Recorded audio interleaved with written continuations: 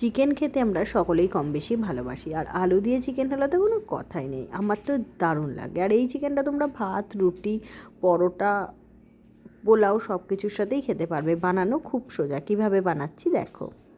এটা বানাতে নিয়েছি টমেটো, রসুন, আলু, কুচি করে পেঁয়াজ, আর তোমার কাঁচা লঙ্কা। ব্যাস এই দিয়েই রান্না করব। এবার আমি কড়াইতে বেশি পরিমাণে একটু সর্ষের তেল দিচ্ছি, একটু বেশিই দিলাম।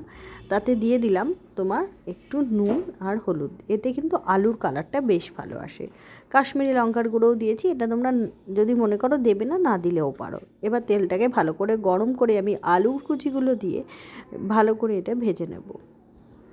আলুগুলোকে আমি ভালোভাবে ভেজে নেবো।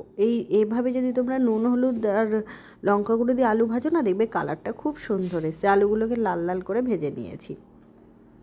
এবার আমি আলু ভাজার তেলেই দিয়ে দিচ্ছি কুচি করে রাখা পেঁয়াজ।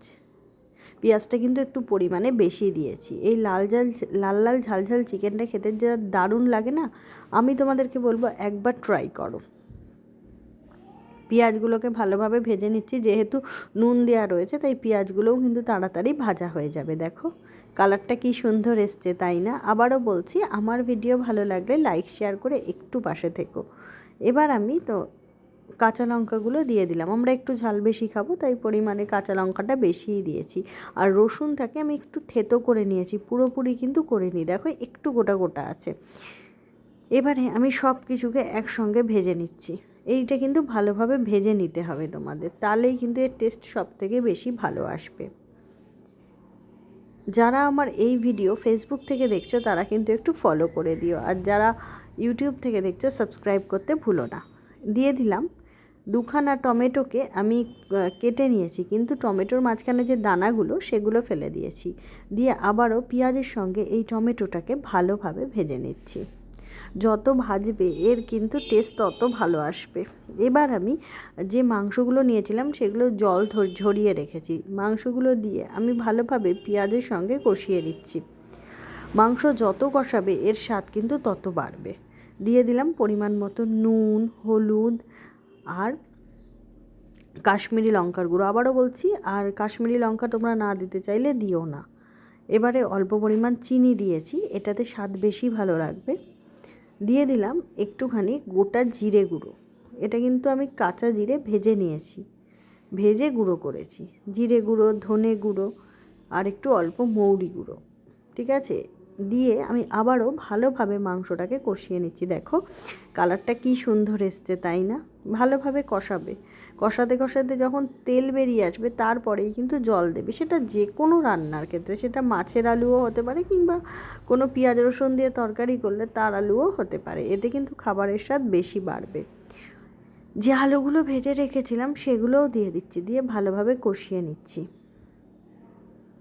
দেখো ভালোভাবে আলুগুলোকে কষিয়ে নিচ্ছি মাংসের সঙ্গে। কি সুন্দর দেখতে লাগছে, তাই না? আমার চ্যানেলে পোলাও, বিরিয়ানি, ফ্রাইড রাইসের রেসিপি রয়েছে।